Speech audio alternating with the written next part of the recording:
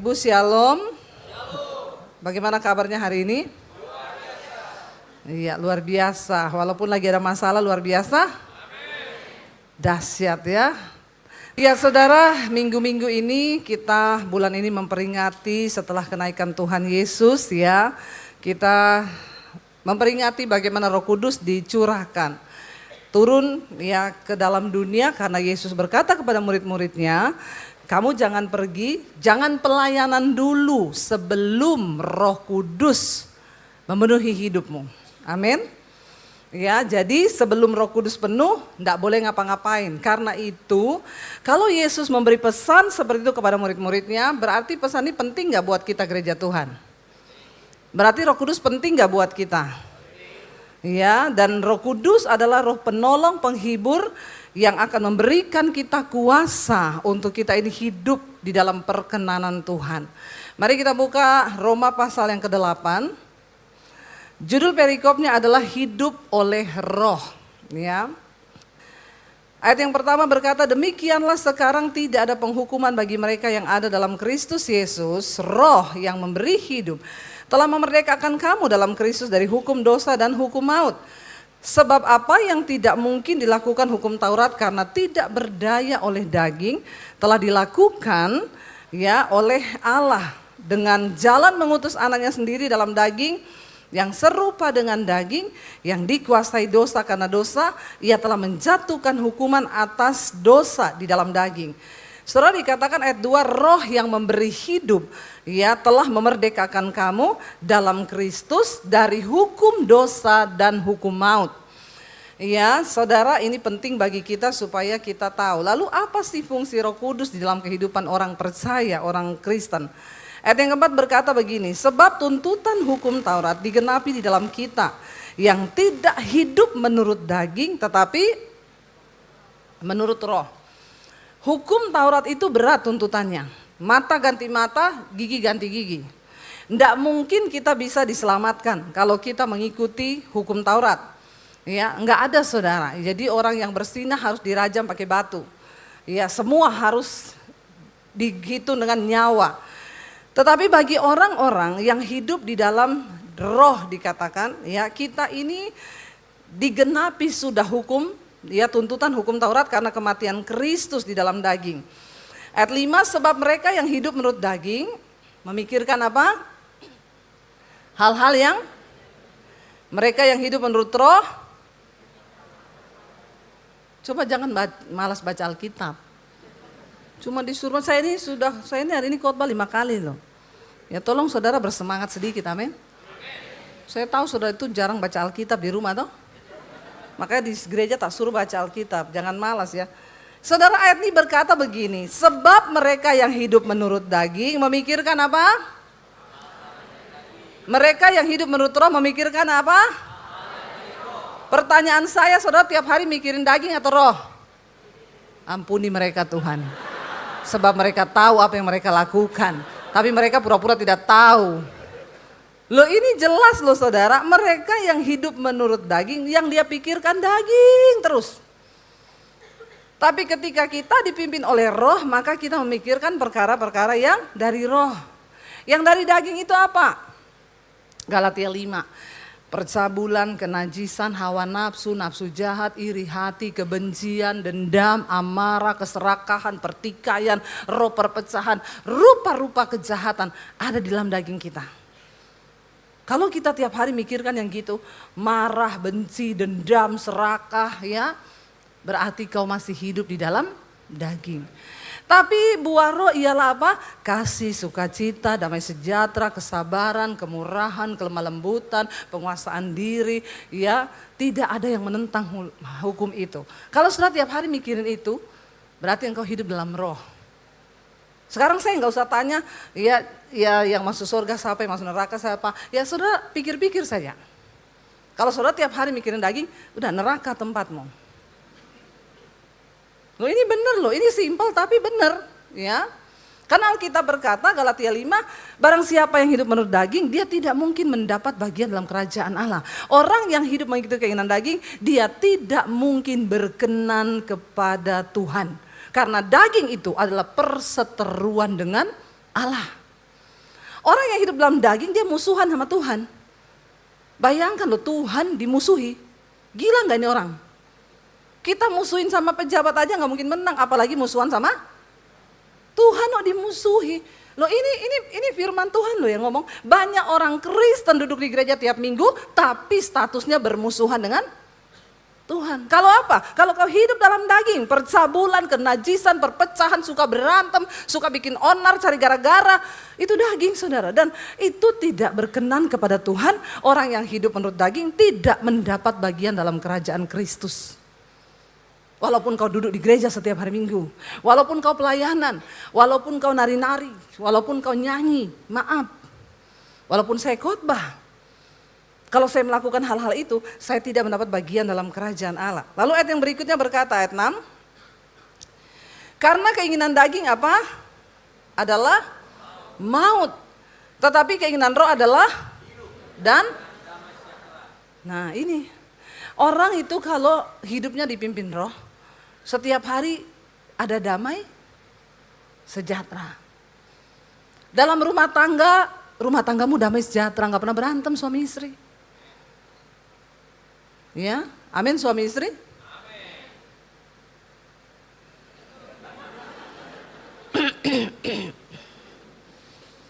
Ya, ada malaikat loh yang mencatat. Jangan sampai kau tiap hari berantem. Amin, kata malaikat, pret. Hati-hati ya, hati-hati. Jadi keinginan roh itu hidup dan damai. Orang yang hidupnya penuh dengan roh, dipimpin oleh Roh Kudus, damai hidupnya itu. Tiap hari sukacita, damai sejahtera. Ya, walaupun gak ada duit tetap damai, amin. Loh, saudara itu ya habis amin terus menertawakan diri sendiri tuh loh. Saya tuh bingung ya, kenapa banyak sekali pencitraan di sini ya. Habis amin, habis itu tertuduh. Biasa aja keles.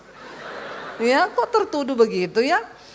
Ayat yang ketujuh berkata begini, sebab keinginan daging adalah apa? Permusuhan, perseteruan terhadap Allah karena ia tidak takluk kepada hukum Allah. Hal ini memang tidak mungkin baginya. Orang yang hidup dalam daging bermusuhan dengan Tuhan, dia gak mungkin takluk kepada firman Tuhan. Karena memang hal itu tidak mungkin baginya. Makanya saudara saya sedih ada statement dari seorang hamba Tuhan begini. Hamba Tuhan itu tidak boleh dihakimi. Kalau lihat hamba Tuhan jatuh jangan dihakimi. Karena dulu hamba-hamba Tuhan ini sebelum dipanggil mereka juga orang biasa. Hidup dalam kenajisan, percabulan. Ya. Dan itu tidak bisa hilang walaupun mereka sudah jadi hamba Tuhan. Jadi ketika mereka jadi hamba Tuhan, mereka jatuh, bersinah, selingkuh, ya itu biasa, jangan dihakimi. Saya bilang pret. Maaf ya. Kalau kau belum siap jadi hamba Tuhan, jangan jadi hamba Tuhan. Orang yang menerima Kristus dan Roh Kudus, dia akan tiap hari dibaharui, dia lepaskan roh-roh ini.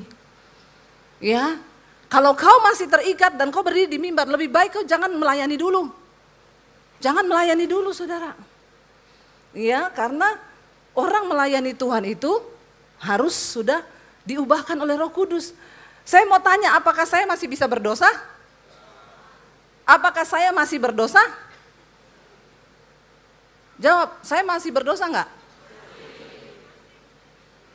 Agak bingung, baru ditanya begitu sudah pada bingung ya. Saya masih berdosa, iya. Karena kalau saya bilang saya tidak berdosa, saya menjadikan Yesus pendusta, kata Yesus. Tapi saya tidak terikat dengan, artinya apa?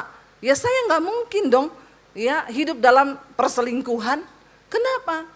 Itu dosa keterikatan, bukan dosa kejatuhan. Jatuh itu apa? Marah. Saya masih bisa marah, masih. Saya masih manusia biasa. Saya masih bisa dalam hati punya perasaan yang tidak benar, bisa ya. Kalau saya datang lihat pengerjanya, ya ibu nggak senyum sama saya, dalam hati saya, ini ibu ngapain sih nggak senyum sama saya? Iri ya. Itu dosa enggak? Dosa. Tapi kalau orang ada Roh Kudus, maka Roh Kudus ingetin, cek hati, cek. Alarm bunyi, nit. Dosa lu, hatimu ndak beres. Tuhan ampuni saya Tuhan. Mungkin ibu itu lagi besok mau jatuh tempo. Jadi dia gak senyum. Loh bener, itu dosa. Jadi gak mungkin seorang hamba Tuhan bisa berselingkuh dan ngomong itu kejatuhan. Itu doyan. Ya, nggak ada orang selingkuh satu hari ketemu selingkuh yuk. Gila kali ya. Seperti Daud lihat Batseba, apakah sehari jatuh? Dari mata lihat, turun ke hati, dari hati berbuah kepada kehendak. Cari tahu perempuan itu rumahnya mana. Lama proses dosa itu saudara. Beda sama saudara marah, emosi itu jatuh, tapi cepat-cepat bertobat. Makanya dikatakan di sini keinginan daging itu perseteruan terhadap Tuhan. Lah kalau pendeta bersinah, selingkuh, homo terus suruh maklumi. Ya mending jangan pelayanan dulu ya, mau dibawa kemana jemaat? Ya, makanya ada ibu-ibu tanya sama saya, Bu saya datang ke gereja, gembala saya khotbah, saudara saya dikirimi film porno, saya nonton enggak? Nonton dong, kan saya masih manusia. Lalu pulang berantemlah suami istri ini. Kata istrinya gini, Bu saya bingung ya sama gembala saya, kenapa? Soalnya suami saya itu saya lagi suruh berhenti dari pornografi. Dia tiap hari nonton pornografi, saya bilang kamu jangan nonton pornografi loh, itu membawa kutuk loh dalam hidup rumah tangga kita. Ya. Suaminya bilang gini, tuh kan, gembala aja nonton pornografi. Apalagi aku yang jemaat. Jadi ibu itu tanya, Bu menurut ibu saya harus bagaimana? Keluar dari gereja itu Bu, sesat tuh gembala. Hati-hati loh saudara, ya, hati-hati loh. Kita harus hidup kudus dan Roh Kudus itu pasti tidak sejahtera. Bukan berarti setelah kita nikah kita bisa nonton film porno. Itu sesuatu yang tidak kudus. Ya, jangan main-main loh. Ya, kalau kita punya Roh Kudus dikatakan itu hal-hal yang membuat kita ini bermusuhan dengan Tuhan, percabulan, kenajisan. Lalu saudara dikatakan daging itu memang tidak mungkin taat. Berarti kalau ada pendeta yang masih doyan selingkuh, pelayan Tuhan yang masih doyan hidup dalam kenajisan, engkau masih hidup dalam daging. Walaupun engkau pelayanan dan kau tidak berkenan kepada Tuhan. Terus ngapain lu pelayanan? Mending turun dulu jadi jemaat biasa. Amin. Sebagai jemaat pun saudara, kalau engkau terus main-main dengan kedagingan, kau tidak berkenan pada Tuhan. Kita baca ayat yang ke-8, kalau enggak percaya ini kata firman Tuhan. Mereka apa? Yang hidup dalam daging, apa? Ini ayat yang ngomong bukan saya ya. Jangan ngomong Ibu Debbie itu pendeta hukum Taurat. Kalau ngomong penghukuman, neraka, ini ayat yang ngomong orang yang hidup dalam daging tidak mungkin berkenan kepada Tuhan. Tidak mungkin berkenan. Ya, yang tiap hari marah-marah, emosi, bersinah, itu keinginan daging itu semua. Kita masih bisa berdosa, marah masih bisa. Tapi jangan marah. Marah-marah itu kedagingan. Ya, itu gila, sakit jiwa. Kalau cuma marah biasa ya itu kejatuhan, tapi kalau tiap hari marah, ya bahaya saudara. Itu kita perlu cek dalam diri. Ayat 9 berkata 1, 2, 3. Tetapi kamu tidak hidup dalam daging melainkan dalam roh. Jika memang roh Allah diam di dalam kamu. Tetapi jika orang tidak memiliki roh Kristus, ia bukan. Amin saudara. Dikatakan tetapi kamu tidak demikian, kamu tidak hidup dalam daging, melainkan hidup dalam roh. Jika memang roh Allah itu diam di dalam kita. Makanya saya selalu berkata tidak semua orang Kristen masuk surga.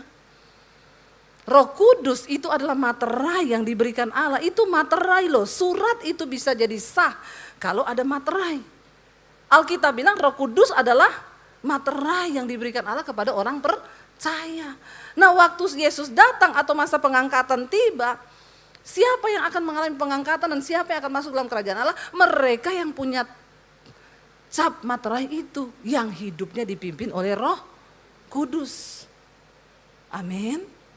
Lalu dikatakan di sana saudara, tapi kalau orang tidak memiliki Roh Kristus, ia bukan milik Kristus. Loh tapi saya Kristen loh, nggak peduli. Loh KTP saya Kristen, nggak peduli. Loh saya pelayanan, nggak peduli. Itu yang Tuhan bilang, ketika nanti Yesus datang kali yang kedua, banyak orang akan datang dan mengaku, Tuhan aku melakukan mujizat demi namamu, aku bernubuat, aku khotbah, tiap minggu aku dancer di gereja, aku singers Tuhan, aku main musik Tuhan. Tuhan bilang, enyahlah engkau dari hadapanku, aku tidak mengenal engkau pembuat kejahatan. Tapi sebaliknya Yesus akan berkata, marilah kepadaku hai kamu yang melakukan firman dan kehendakku. Makanya kita para pelayan Tuhan hati-hati. Jangan bangga waktu kita ini melayani di mimbar ini tuntutannya berat. Tidak gampang. Kita harus diproses mematikan daging dulu baru kita berdiri di sini. Jangan sembarangan. Ya, oh kasih karunia kok. Ya, biar saya selingkuh saya tetap bisa pelayanan. Saya pelakor, saya pelayanan. Walaupun saya tulang lunak. Saya pelayanan. Hati-hati. Ya, kau berdiri di sini tuntutannya berat. Mending enggak usah pelayanan. Beresin dulu hidupmu. Enggak gampang saudara. Ya, perlu proses mematikan daging baru seseorang itu ya bisa berkenan kepada Tuhan. Mau pendeta, mau jemaat, semua sama hukumnya. Waktu Tuhan datang gak dibilang pendeta baris di barisan paling depan, ya. Nanti pendeta masuk duluan, kagak ada. Alkitab bilang Yesus cuma datang, dia bilang mana yang melakukan kehendakku mana? Mana? Mau lu pendeta, mau lu jemaat, mau lu pendoa, mau siapapun yang melakukan kehendakku. Jadi goal dari kekristenan, apakah kita melakukan firman atau tidak? Itu saja. Lalu dikatakan begini saudara, ya. Tetapi jika Kristus ada di dalam kamu, maka apa? Tubuh memang mati karena dosa, tetapi roh adalah kehidupan karena kebenaran. Roh ini yang menghidupkan kita yang sudah mati ini. Tadinya kan kita mati karena dosa. Kita terpisah dari Allah, roh kita mati. Tapi Yesus datang, Roh Kudus diberikan dalam diri kita, roh kita dihidupkan kembali. Makanya hidup kita yang tadinya dipimpin oleh daging, sekarang berubah menjadi dipimpin oleh roh. Yang kita ikuti keinginan roh, bukan lagi keinginan daging. Ya, karena itu saudara, ya sering kali kita ini harus melakukan sesuatu yang berat, rasanya itu daging kita aduh berteriak. Tapi kalau Tuhan maunya begitu ya kita harus taat. Saya tuh berapa hari lalu mengalami saudara. Hari-hari ini lagi khotbah tentang Roh Kudus terus. Tiba-tiba ya dari bulan Februari yang lalu saya itu di-tag seseorang di Facebook. Ada yang komen begini, Bu Debbie tolong klarifikasinya. Saya klik, ternyata ada seorang pendeta, ngakunya sih pendeta, saya nggak tahu benar atau tidak. Tapi dia pelayanan. Dia itu angkat foto, lalu dia bikin status begini. Ya, Debbie Basir itu pembohong, penipu. Semua kesaksiannya palsu. Dia nggak pernah diusir dari keluarganya, dan dia dari kecil lahir itu Kristen. Tapi dia ngaku-ngaku diusir dari keluarganya supaya dia dapat uang banyak. Lalu orang tag saya, Bu Debbie mohon klarifikasinya. Saya jawab di situ, Pak maaf ya, saya nggak kenal Bapak ini siapa. Tapi ini fitnahnya jahat loh Pak. Orang bohong itu enggak gampang loh. Saya punya keluarga yang masih hidup sampai hari ini. Saya punya teman-teman sekolah SD, SMP, SMA. Ya, untuk berbohong itu enggak gampang apalagi di zaman sosial media seperti sekarang ini. Bapak kalau ada masalah dengan saya, mari kita selesaikan Pak. Tapi jangan mengupload foto saya di media sosial, ada hukumnya. Waktu dia upload itu ratusan komentar ya. Orang-orang sakit jiwa mungkin ya. Yang ikut berkomentar di situ menghujat saya ratusan saudara. Saya biarin saudara. Tapi itu enggak enak kan, kita mau tidur juga enggak nyenyak ya saudara kalau digituin orang ya. Saudara kalau begitu tidur nyenyak apa enggak? Atau saya yang kelainan? Saudara nyenyak aja tidurnya kalau digituin orang? Enggak ya, saya tuh bukan apa-apa mikir orang ini kenapa ya? Dia masalahnya apa dengan saya? Sampai kadang saya tidur malam gitu, tapi ketika saya merenung, ya Roh Kudus ngomong gini, doain aja. Ya udah Tuhan suruh doain, saya sebut namanya. Saya doain. Februari suami saya bilang, nggak usah digubris say, diamin aja. Ya udah saya diamin Februari. Bulan Maret dia upload lagi foto saya satu keluarga yang waktu pergi ke Jepang. Ya kan saya tulis gini, apa yang tidak pernah dilihat, tidak pernah timbul dalam hati, Tuhan sediakan bagi orang yang sungguh-sungguh percaya kepada Dia.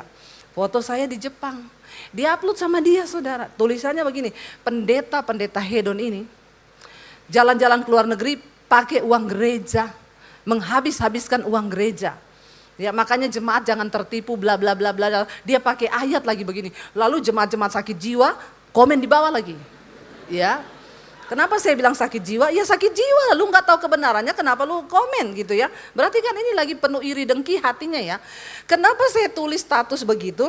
Karena saudara, beberapa waktu sebelumnya saya tuh bilang sama suami gini, kita ini sudah ke Amerika bolak-balik, tapi ke Jepang kita belum pernah loh.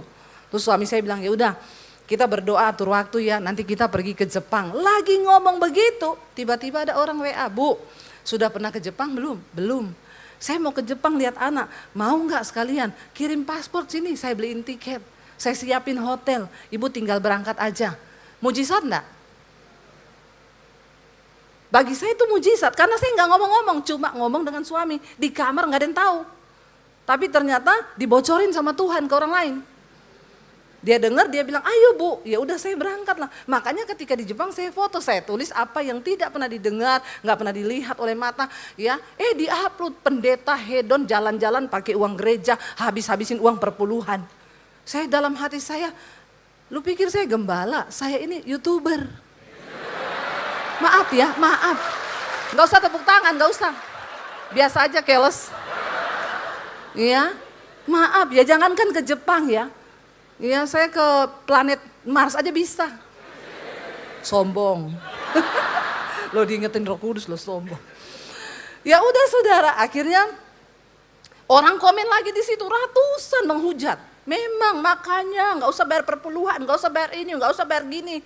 Aduh saudara, orang-orang tuh kalau kepahitan, kalau iri dengki ya, komen-komennya itu. Saya lagi bilang lagi ke suami, ini gimana ya suami saya bilang ini, kamu itu sekarang public figure loh. Saya bilang apa iya toh? Iya, iya.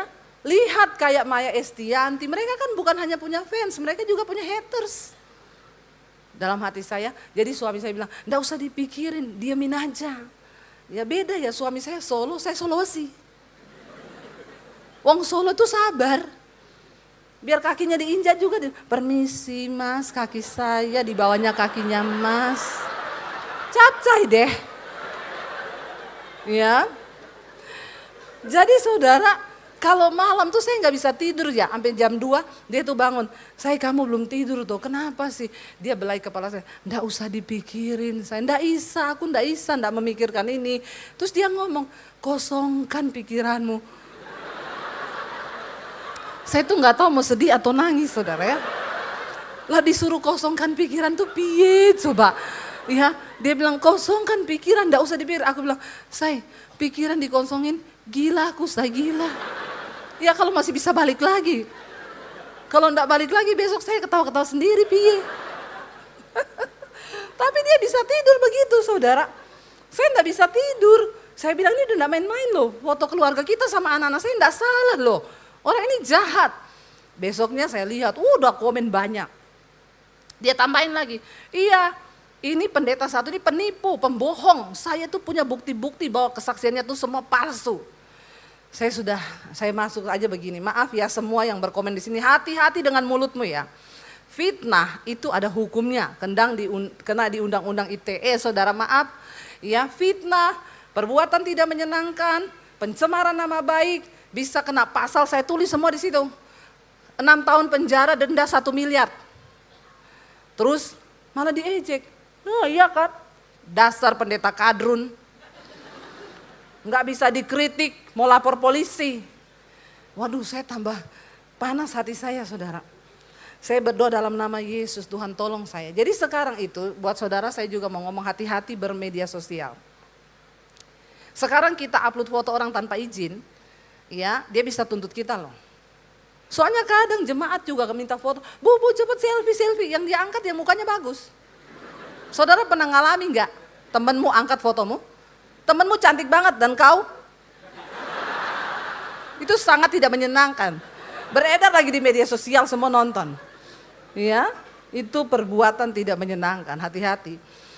Saya di komen banyak macam. Kembali suami saya ngomong lagi, ndak usah digubris ya. Anggap itu orang sakit jiwa. Ya wes, saya berdoa lagi, Tuhan aku ndak tahu loh orang ini maksudnya apa Tuhan. Tapi ya sudah, kau suruh saya tetap mengampuni orang yang menyakiti saya ampuni dalam nama Tuhan Yesus. Sudah saya berusaha lupa.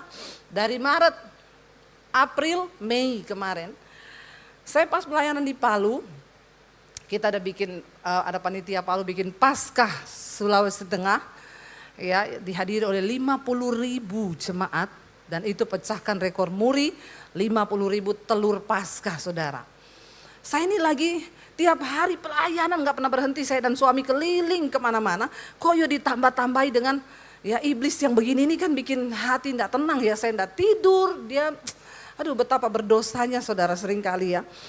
Ya udah saya di sana bulan Mei itu ada orang yang WA, Bu, ibu kenal orang ini? Saya lihat di screenshot, dia lagi. Ini orang ada inbox saya Bu, ya. Jadi dia tanya ibu kenal Ibu Debbie segala macam bla bla bla. Ibu jangan percaya, Debbie Basir tuh penipu, pembohong. Dia itu cuma mau memanfaatkan keadaan supaya dia dapat uang banyak. Saya bilang ke suami, ini udah kebangetan loh. Suami saya bilang kalau ini sih nggak bisa didiemin ya. Ya udah kita coba tanya ke polisi ya, gimana kita lapor. Saya telepon teman saya polisi, Pak ini saya bisa, ini saya kirimin bukti semua. Oh ini kena Bu, pencemaran nama baik, ujaran kebencian, perbuatan tidak menyenangkan. Udah 3 pasal duluan, 6 tahun tambah 6 tahun tambah 6 tahun berapa itu? Ya, jadi bangkai di penjara itu. Lalu saya bilang, gini Pak, dia tanya, ibu mau memenjarakan atau cuma mau mediasi untuk urusan damai? Saya nggak mau menjarain Pak, nggak ada untungnya juga saya penjarain orang begitu ya. Terus maksudnya polisi mediasi kita aja supaya damai. Kalau gitu ibu jangan buat laporan tapi buat surat pengaduan ya. Ibu tunjukkan semua keberatan itu di situ apa, lalu suami saya bikinlah surat pengaduan ke polisi. Ya saya itu gini, ya sertakan semua bukti dan permintaan kami 2. Pertama, dia harus turunkan semua ujaran kebencian yang bukan hanya sama saya, sama pendeta-pendeta lain juga banyak. Pendeta-pendeta terkenal diangkatin saudara. Itu semua harus diturunin, termasuk juga tokoh-tokoh agama lain, turunin semua. Yang kedua, saya minta dia bikin video klarifikasi bahwa dia sudah memfitnah saya, menyebarkan fitnah yang tidak benar. Akhirnya dia dipanggil polisi. Ya lalu saya lihat ya di status itu dia cuma hapus foto saya tapi statusnya tidak dihapus. Jadi semua ujaran-ujaran kebencian sama saya itu masih ada. Dia komen di situ, iya saya dilapor sama polisi nih. Tambah lagi, iya dasar pendeta kadrun, gini semua. Tambah banyak. Tapi buktinya juga sampai sekarang enggak dipanggil sama polisi, cuma ditegur atau apa. Saya masuk Pak, saya lihat kayaknya Bapak ini nantang. Tolong siapin semua bukti tentang fitnahan Bapak, siapa yang bilang saya bohong, nama-namanya semua Bapak siapin, kita nanti berketemu di polisi ya. Saya tarik semua tuh orang-orang yang memfitnah. Akhirnya nggak digubris saudara, terus dia di Facebook ya begini, aduh bikin saya itu emosi saudara. Pendeta juga manusia, punya rasa, punya hati. Jangan samakan dengan pisau belati. Lalu saudara, ya besoknya itu saya lihat dia tuh kok enggak bikin video, status enggak diturunin. Saya telepon polisinya, Pak sudah sejauh mana ini perkaranya Pak? Sudah Bu, kami sudah ingatin tapi video belum ada dia bikin. Tiba-tiba teman saya tag saya, Bu dia udah bikin video nih. Saya buka videonya gini, saudara saya nama ini saya mengaku saya bersalah. Saya minta maaf karena sudah mengupload foto Ibu Debbie tanpa izin. Kan bukan itu yang saya minta. Kan dia memfitnah saya, itu intinya. Dan juga akhirnya adik Ibu Debbie mengancam untuk membunuh saya. Jadi saya di situ semakin dihujat, saudara. Bukan dia menyatakan dia bersalah, tapi malah membuat saya yang tersudut. Lalu suami saya bilang, ini udah gak bisa dibiarin loh. Saya punya nomor teleponnya, tak telepon dia. Pak, ini Bapak maunya apa ya? Baik Pak, hari ini kami teruskan laporan ini menjadi laporan. Ya, biar Bapak di penjara 6 tahun, siapin uang 1 M untuk denda. Saya telepon lalu dia bilang, lo maksudnya apa? Itu Bapak bikin video apa? Untuk mempermalukan nama saya kan? Itu orang sudah mencerca saya semua. Cepat Bapak take down video itu, kalau enggak udah saya laporin. Oke Bu, saya take down sekarang. Terus lagi, Bapak ikuti ya maunya saya. Saya bikinin kata-katanya, Bapak syuting sesuai dengan apa yang saya tulis. Jangan memutarbalikan fakta ya Pak. Kau ngomong kau pendeta, saya khotbah sekalian. Ya. Bapak yang harus kita kejar itu perkenanan Tuhan Pak. Jangan menghina orang. Itu kan kalau Bapak punya Roh Kudus bla bla bla panjang lah saudara. Saya emosi saudara, saya bilang tunggu ya, saya ketik ya. Habis itu cepat Bapak bikin video terus upload sesuai yang saya mau. Saya ketik saudara, saya nama ini sudah memfitnah Ibu Debbie, menuduh Ibu Debbie berbohong gini. Saya kirim saudara. Semua WA masuk, penjarakan Bu, kebangetan orang ini. Dalam hati, memang mau saya penjarakan. Panas saya saudara. Akhirnya dia bilang, iya Bu, tunggu 1 jam lagi saya baru syuting. Ini anak saya lagi pergi. Cepat ya, cepat. Kirim dulu videonya ke saya lihat baru Bapak bisa upload. Saudara saya emosi, tiba-tiba saya ini lagi mau ngajar di sekolah Alkitab saya itu. Saya di Bandungan, di Semarang. Saya lagi duduk nunggu videonya dia dengan hati yang mendidih di hati saudara. Tiba-tiba Roh Kudus datang. Tiba-tiba ada suara yang bilang begini. Kenapa engkau tidak lebih suka menderita kerugian atau dirugikan? Kenapa engkau tidak lebih suka menderita, dipermalukan, difitnah? Aku ini loh Tuhan. Aku difitnah, aku disalib, mukaku diludahi. Bahkan aku mati untuk dosamu.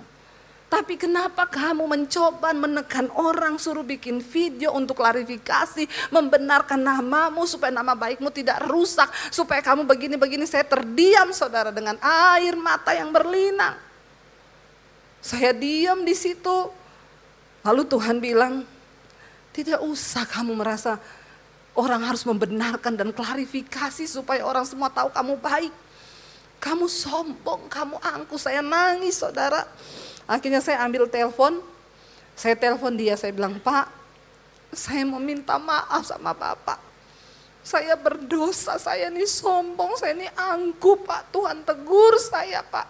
Kenapa saya nggak lebih suka menderita, dirugikan, difitnah. Maafkan saya Pak dan Bapak, tolong tidak usah upload video apapun. Sayalah yang sombong Pak. Dia kaget sudah, dia bilang, loh Ibu kenapa Bu? Saya 1,5 jam lagi Bu saya bikin video itu. Jangan ketawa saudara, ini sedih loh. Dia bilang, bener Bu saya nanti tunggu anak saya pulang. Enggak Pak, jangan Pak, saya ditegur Roh Kudus. Saya bertobat dan hari ini Pak saya ampuni Bapak. Tidak usah Bapak klarifikasi apa-apa. Saya tidak peduli orang mau menjelekkan nama saya. Orang mau menghujat saya. Orang mau bilang saya apa. Biarkan Pak. Sebab Tuhan yang mengerti. Dan Tuhan yang paling tahu apa sesungguhnya yang terjadi. Jadi saya melepaskan pengampunan. Dia bilang begini, Bu. Saya baru kali ini ketemu dengan hamba Tuhan yang benar-benar hamba Tuhan ya Ibu. Saya bilang, lu pikir saya hamba hantu selama ini? Saya ini hamba Tuhan. Ya. Ibu benar-benar hamba Tuhan ya Bu. Dia bilang, iya Pak, cuma satu pesan saya, Bapak jangan ulangi lagi. Saya berdoa buat dia saudara di telepon. Tuhan ampuni kami, Tuhan ampuni hamba-Mu, ampuni juga dia Tuhan. Biarlah perkenanan-Mu turun atas hidup kami bla bla bla. Amin. Udah selesai. Baru hati saya tuh plong saudara. Karena Roh Kudus tuh bilang gini, kamu ini abis ini mau ngajar di anak-anak sekolah Alkitabmu. Lah apa yang mau kau ajarkan kepada para hamba-hamba Tuhan? Kalau kau sendiri tuh sombong, engkau menuntut kebenaran, engkau menuntut saudara. Dengar baik loh, ketika Roh Kudus ada dalam hidup kita, ya, maka daging ini dimatikan. Saya yang emosi, begitu emosi dalam hati saya penjarakan kamu. Lihat ya kamu, belum tahu kamu siapa Debbie Basir. Begitu Roh Kudus datang. Dan yang saya heran saudara waktu kita buka hati. Saraf-saraf saya ini kayak dimatikan semua loh, kedagingan ini. Tiba-tiba saya lemes saudara. Saya nangis, air mata bercucuran. Saya ambil handphone, saya telepon dan saya langsung minta maaf. Kalau kita punya Roh Kudus. Saya undang para imam musik maju ke depan, jamnya rusak ya, udah habis ya. Baru kesaksian loh. Saudara, ya lihat ya. Ini loh, saya tanya sama Tuhan, kenapa Tuhan engkau izinkan ini terjadi? Lah kamu tuh lagi khotbah tentang Roh Kudus hari-hari ini. Iya, apakah kamu mau mendengar? Apakah kamu mau tunduk kepada keinginan roh? Atau kamu sudah berubah karena mulai terkenal lalu kamu menjadi sombong?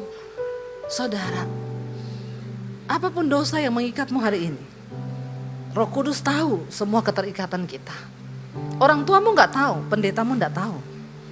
Tapi Roh Kudus itu tahu sebab dia roh penolong. Hari ini, biar kita mau datang pada Tuhan. Kita mau bilang, kami tahu Tuhan, engkau mendengar lebih dari yang kami doakan. Kau menjawab lebih dari yang kami harapkan. Bangkit berdiri bersama saudara. Yesus mendengar. Katakan bersama di hadapan Tuhan saudara. Jangan biarkan iblis mengintimidasimu, tapi dengar hari ini Tuhan tahu segala pergumulan kita. Apa yang menjadi pergumulanmu hari ini? Dosa yang mengikat. Sesuatu yang membuat engkau tidak berkenan pada Tuhan. Amarah, kepahitan, dendam. Engkau tidak bisa mengampuni dan merasa aku direndahkan. Hari ini Roh Kudus ada di tengah kita saudara. Biarkan dia berbicara di hatimu. Belajar dengar suaranya. Karena dia adalah roh yang akan menginsyafkan kita dari dosa. Dia adalah roh yang akan menolong engkau keluar dari semua ikatan dosa. Sebab roh yang membangkitkan Kristus dari kematian ada dalam diri kita. Dia yang akan memerdekakan setiap kita saudara. Bagianmu hanyalah datang pada Tuhan dan berkata, ini aku Tuhan. Ini masa mudahku dengan segala kelemahanku, segala keterikatanku. Kita mau bilang sama Tuhan, aku tahu engkau menjawab lebih dari yang kami doakan dan kami harapkan Tuhan.